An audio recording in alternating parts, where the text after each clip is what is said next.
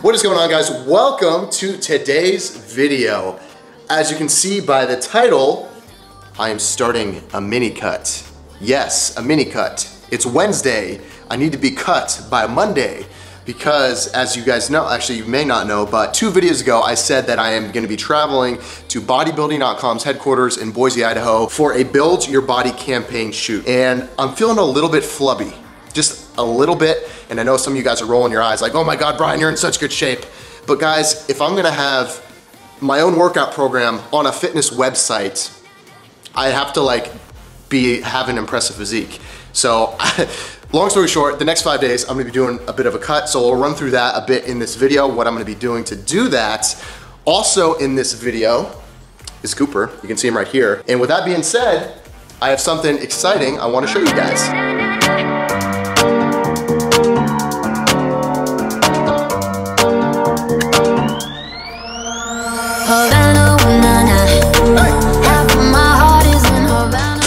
So this is a package from Rhys. Rhys is my clothing sponsorship. I don't talk about Rhys often with you guys, which is a shame because their clothes rival Nike, rival Adidas. Personally, I like them better. Their mission is to make the most bomb gym wear possible. Their mantra is never stop dreaming of your ideal body, your ideal life. I just love the people behind the brand, and they've come out with some exciting new products. They're gray compression pants. Holy shit.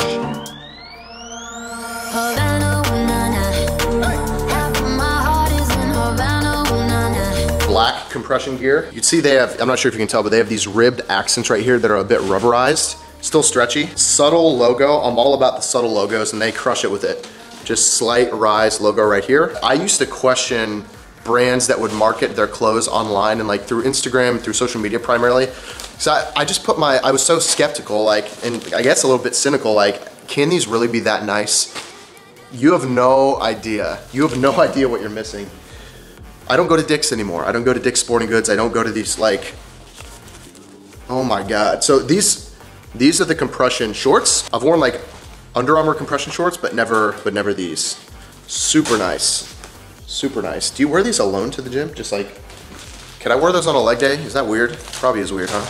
I'll do it anyways. And then in black, I'm gonna go knock out some work at my favorite coffee shop, and then we're gonna hit the gym, meet up with Nimai, and crush a chest day. 3, 2, 1, then we taking off. If it came to party, pop champagne, we can drink Bacardi. And I'm about to go in, raving the bar, the bells are diving. When the night call, roll the dice, dog. Hopping in the white road, living like an outlaw. Shawty got a tight jaw. The night call, yeah. I call all my soldiers just to come and ball, yeah. When the night call, yeah. I call all my soldiers just to come and ball, yeah. When the night call,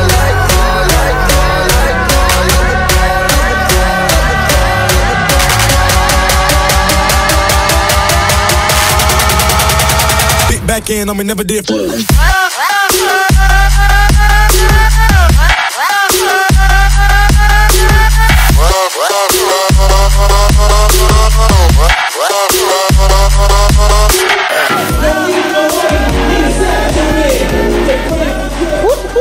So, you just saw a quick recap of the workout I just went through with Nimai. So, if you guys don't know, Nimai Delgado is an IFBB pro bodybuilder, not lifetime vegan. He's never eaten meat, but he's vegetarian, and I'm not sure how long he's been vegan, but either way, it was super inspiring to work out with him, learned a bunch more about the vegan lifestyle. As you guys know, I've been mentioning it quite often. I've drastically reduced my meat intake and my dairy intake the last 4 or 5 weeks, and it's been really good. I haven't really noticed much difference in terms of strength, in terms of my energy levels have been much higher. Haven't really noticed anything in terms of size decreases, maybe slightly, but anyways, getting a little off topic here. So I'm at Barbell Brigade right now, about to transition into another workout. Gonna go through somewhat of a full body type workout, back, shoulders, arms, hit most of the upper body except chest with my buddy Javon. Let's get into the session. I'll introduce you to him right now. This man right here. What up? We're here. I feel as though a lot of you on my channel know this man from Alphalete, from Christian, from all the work he's done with them, because I feel like I get a lot of carryover. Yeah. But Javon's moved to LA similar time that I'd have. Haven't linked up in a long time, but we're about to go through a workout right now. Let's kill it. Let's do it. Yes, sir. What is going on, guys? Welcome to today's video. What is a mini cut? That is the topic we are covering today. If you guys are new to the channel, perhaps, my name is Brian DaCosta. Should have introduced myself in the beginning of the video, but it's something I can improve upon. So anyways, let's get down to business. As you can see, the workout that Javon and I went through is going to be playing in the background. So you can take a look at the routine that we did, shoulders, arms, back, as I talk through mini cuts. So guys, as the name entails, a mini cut is simply a fat loss phase. But instead of being anywhere from, let's say, 16 to 24 weeks, which is an average cut length, it is anywhere from 2 weeks to around 6 weeks or 8 weeks. Mini cut is a term coined by bodybuilders, fitness models, individuals in the fitness space who consistently stay in pretty great shape throughout the duration of the year. To everyday individuals, it would just be going on a short diet for a vacation or something like that.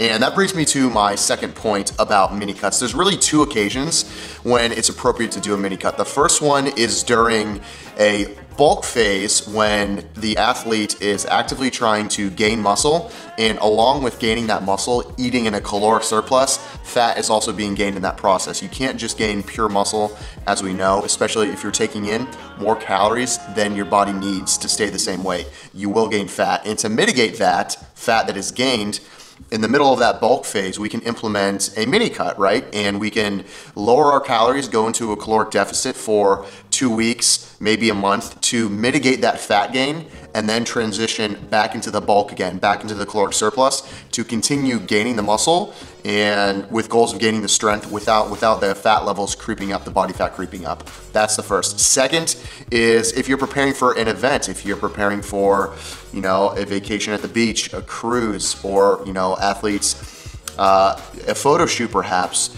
you know, like if the athlete stays 11, 13% body fat, somewhere in that range, doing a mini cut for 2 weeks, 4 weeks can get down to 10%, maybe 9%, lean out a little bit. That's really the goal of doing a mini cut. For me personally, I started this mini cut a week before my photo shoot starts. So, you know, it's not really enough time to see any lasting results. However, from eating less calories than I'm used to and doing cardio, which I am doing every single morning, I will lose water weight and I will lose glycogen in the muscle. So I'll flatten out a little bit, but I will also appear leaner. Let's go into that for a little detail as well. So as I alluded to before, guys, a mini cut is simply eating in a caloric deficit. It's taking in less calories than your body needs to stay the same weight. Let's say your caloric maintenance level, which is the level that level of calories your body needs to stay the same weight, is 2,000.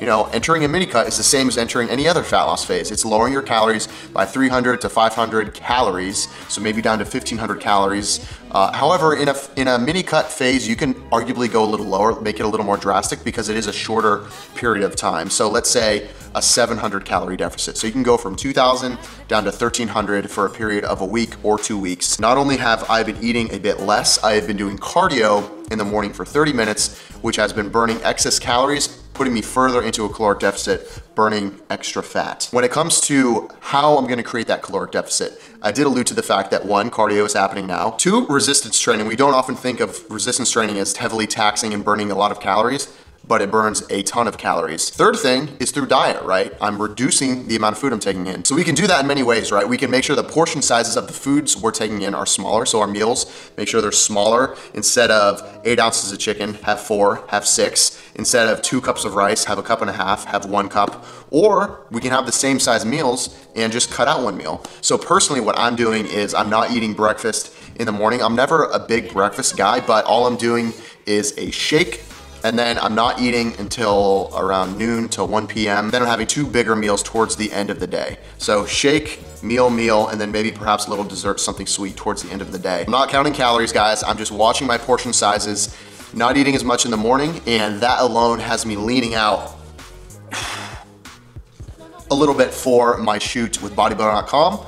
on Monday and Tuesday. Super excited for it, guys. I'm gonna take you guys along for the ride up to Boise and document a lot of that process. Super quick talk about mini cuts, not very in depth, but hopefully that gave you a good feel of really what a mini cut is. Pretty straightforward, it's just a short diet, a shortened cut, let's say. I swear to God, if you added up the time you spent looking for keys, looking for your phone throughout the whole year, I guarantee it would be like a day.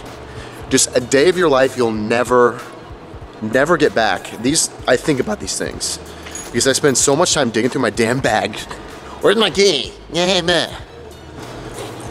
So Cooper, guys, has been in this crate since I left today to go to Barbell. I was working at a cool coffee shop in Venice before that because I need to get out of the house working because if I'm just like sitting inside, and when I say working, I mean editing video, doing client calls, updating client programming, new business ventures I'm looking into. That's work, right? Because you guys know I transitioned away from being an accountant, going through my CPA, everything, which is what I was doing when I started this channel. Anyways, how did I get off this? Oh, Cooper's been in this crate for the last like 4 or 5 hours. And if you guys don't know, Australian cattle dogs, which is what Cooper is, also called a blue heeler, top 10 most active breeds in the world in terms of dogs, and also top 10 smartest. So he needs to be run out and just basically like beat to shit each day, like his energy, and if he doesn't, he gets bitey, he's crying. Either way, I kind of feel bad that you guys get to see his reaction after sitting in the crate for 4 or 5 hours. He goes a little crazy. Is there a baby in there? Is that a baby? Oh my God, it's a baby, it's a baby! Who's that? Who is that? Oh my God, oh my God, oh my God, oh my gosh. Oh my gosh, who is that? Oh hello, oh hello, hello, hello. Oh hello my baby, oh you excited Pete, you excited Pete.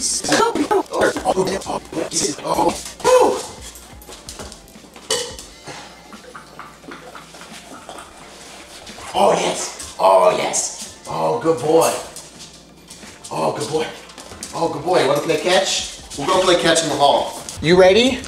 You ready to play? You ready to play? You ready? Oh, good boy, oh good boy. Go get it.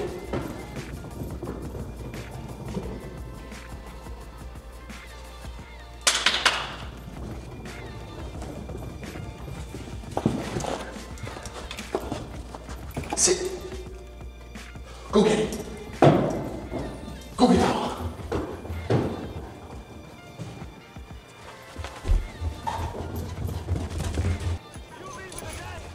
Good boy.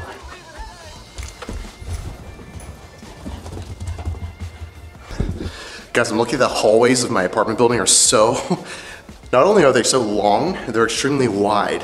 There's like these straightaways right here. There's literally like, probably like 20 of them. So we have a lot of fun in these halls. Isn't that right, buddy? We just got his ball. What's funny is Cooper didn't understand catch until like 2 or 3 days ago. And he would only run with me or with Amanda. He would like run with us, but if we threw something, he would just like stand there. What I did to change that was I threw something like 5 feet away. He went and got it, he brought it back, and then I rewarded him with a treat. And then I did that like 10 feet away, 20 feet away, 30 feet away. Every time I would reward him with a treat when he brought it back and celebrate him. And now he will play catch without me rewarding him, and now he just understands it now, so. And now he's pooping in the hallway. Good boy. Good poops. Okay.